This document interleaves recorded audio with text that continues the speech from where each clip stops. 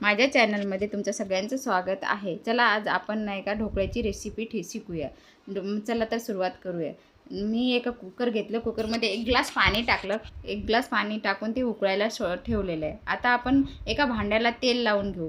पहिलेच तेल लावल्यामध्ये नंतर आपली धावपळ होत नाही।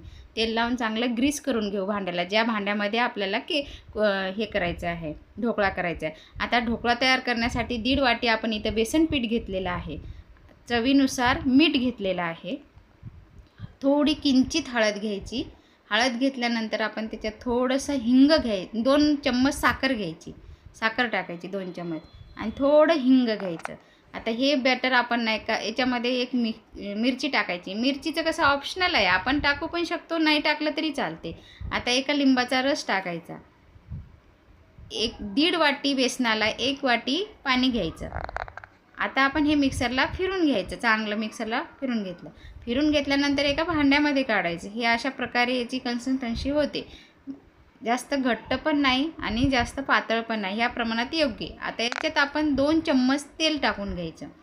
तेल टाकल्यामुळे काय होते ना, तर ते ढोकळा आपल्या घशात अडकत नाही, एकदम मऊ आणि लुसलुशीत होते, असं खाताना असं टोटरे बसल्यासारखं होत नाही। आता याला एकजीव एका दिशेने फिरून घ्यायचं, तेल टाकलेलं बॅटर आपलं।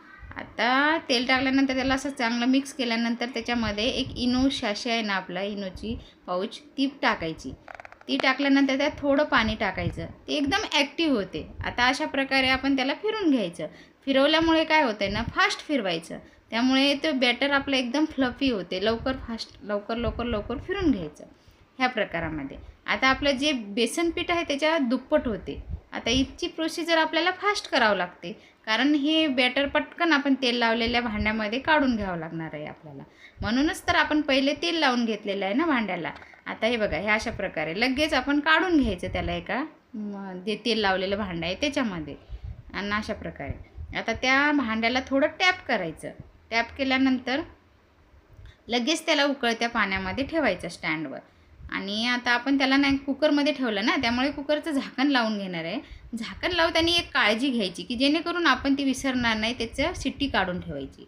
हे बघ, लो टू मीडियमला नाही का आपण त्याला 20 मिनटं ठेवायचे। बघ, झाला आपला ढोकळा तयार ह्या प्रकारे, सुरीला चिपकला पण नाही। आता आपण त्याला थंड व्हायला बाजूला 5 मिनटं ठेवलं। आता आपण फोडणी तयार करून घेणार आहे। फोडणी तयार करण्यासाठी 1 चम्मच तेल आपण कढईत टाकलं, त्याच्यामध्ये 1 चम्मच मोहरी टाकायची, 1 ते 2 मिरच्या आणि थोडा कढीपत्ता टाकायचा, तो चांगला त्याला आपण परतून घ्यायचा। त्याच्यामध्ये 1 ग्लास पाणी टाकायचं। 1 ग्लास पाणी टाकलं, त्याला थोडं उकळी येऊ द्यायची। उकळी आली की आपण त्याच्यामध्ये नाही का 2 चम्मच साखर टाकणार आहे, 2 चम्मच साखर टाकायची, चवीनुसार थोडं मीठ टाकायचं, त्याला चांगली उकळी येऊ द्यायची। उकळी आल्यानंतर आपण ही आपली फोडणी तयार झाली समजा।